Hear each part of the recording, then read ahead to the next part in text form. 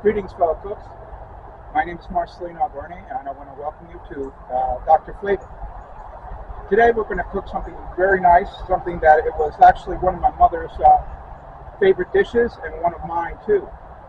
There's all kinds of ways of cooking chicken, and one of my mother's specialties was fricassee de pollo. That's Cuban chicken fricassee. And this is served with a side of white rice or whatever you wish to accompany it with. And here it goes. We start by taking chicken thighs that have been marinating in mojo criollo. I believe you've seen this before. This is a mojo criollo. I get a big container. I usually keep it in the refrigerator, and it's good for a while. This is a great marinade for chicken, for pork, and beef. So what we're going to do is we're going to cook the chicken thighs until they're nice and brown on both sides, not fully cooked, just brown. And then what we're going to do is we're going to dice it up into bite-sized pieces, and then we're going to cook it all together. Still working on the browning effect.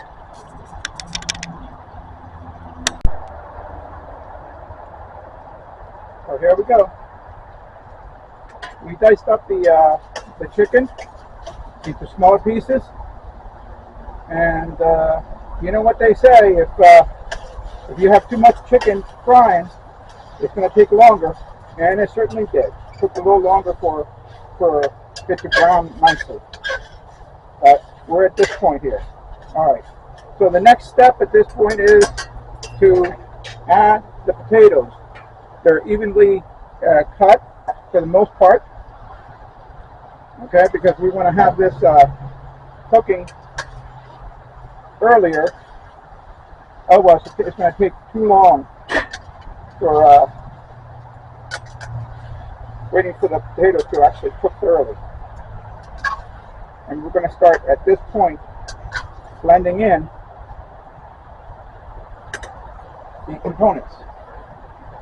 We're going to add a little bit more of la lechonera marinade.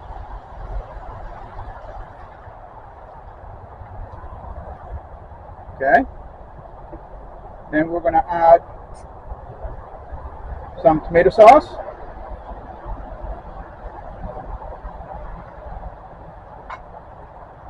We're going to spoon in. I always get the small cans of tomato paste because there's very little waste involved. I can usually use one whole can for whatever I'm cooking. If not, I do have some plastic containers that I can store some of that stuff in the refrigerator. Okay, so now, very important. Right here, I have my leftover sofrito that I had in the refrigerator from the black beans. And this, after sitting for a little while, it has beautiful color and great taste. So, having made it already, it's going to make this presentation a heck of a lot easier. So we're going to stir this in a little bit.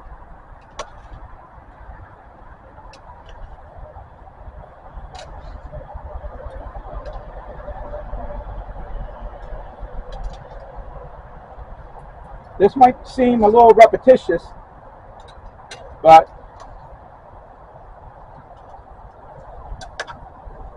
the blends, the spices are all very important. So we're going to start using more sazón completo.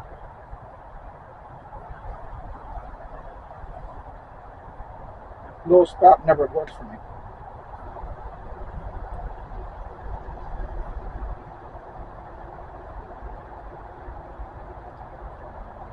We're going to use black pepper,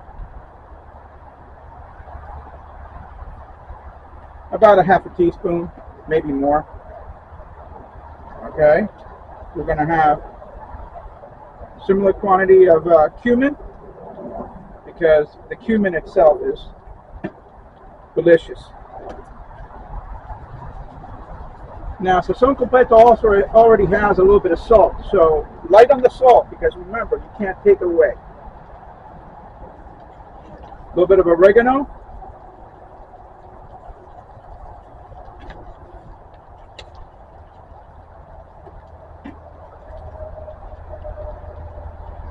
Sazón Goya.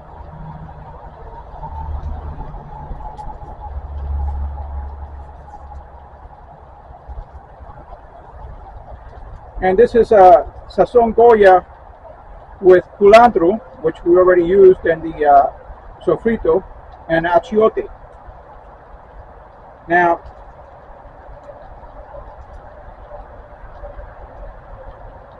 on the previous video, I didn't use this, and I should have, because I love ground bay leaves.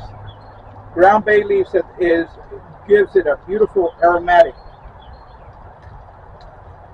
And what I normally do, if I don't have the ground bay leaves, is I take bay leaves and I grind it in a coffee grinder. I have two coffee grinders, one for coffee and the other one is for spices. So while we wait for the chicken fricassee to cook, I'll tell you a little story, very interesting little story. I want to tell you that hot peppers, spicy hot peppers, is not a Cuban thing. Okay, so Cuban food is got lots of flavor, lots of spices, but it's not hot. Now, interestingly enough, my wife is a redhead, and what they say about redheads and their temper, it's true. Now, in recent years, I was a little worried because my wife was going through menopause, and I was afraid what's going to happen.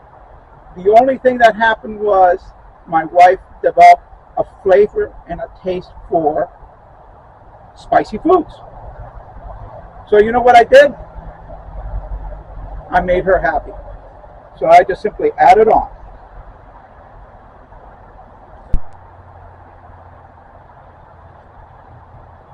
So let's see how things are coming along. Beautifully. So what we're going to do is we're going to add a little bit of crushed pepper, because a little heat is always good. Remember, this is not Cuban, but it's got lots of flavor. The other thing we're going to add at this point is vino seco, dry cooking wine.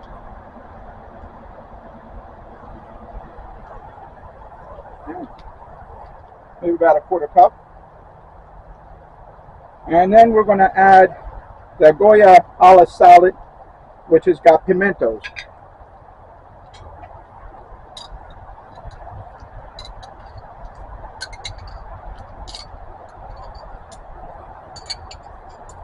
And we'll just get some of that liquid in there too.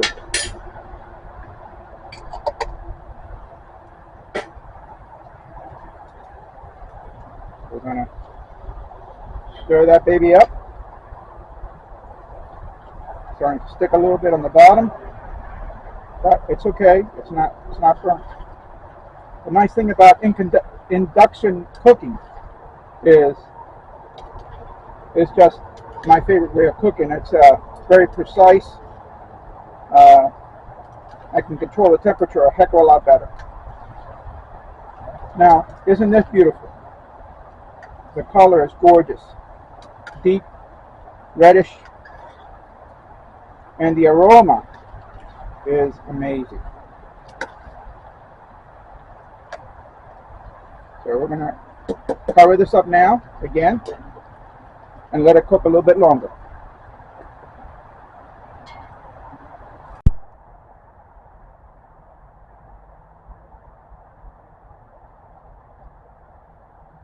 This actually is gorgeous looking. So let's take a look at this. Very rich, very thick, incredible aroma.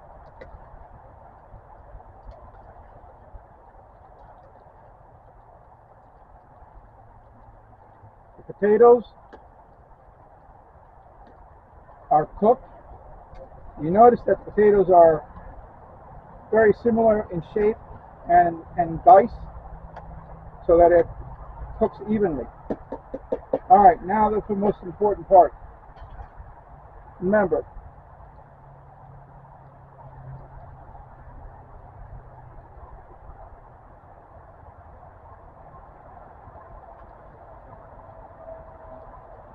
okay, fellow cooks, well, I guess this wraps up this video.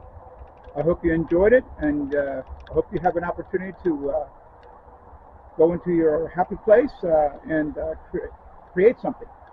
Stir your creative juices. This is Marcelino, your Dr. Flavor, signing off.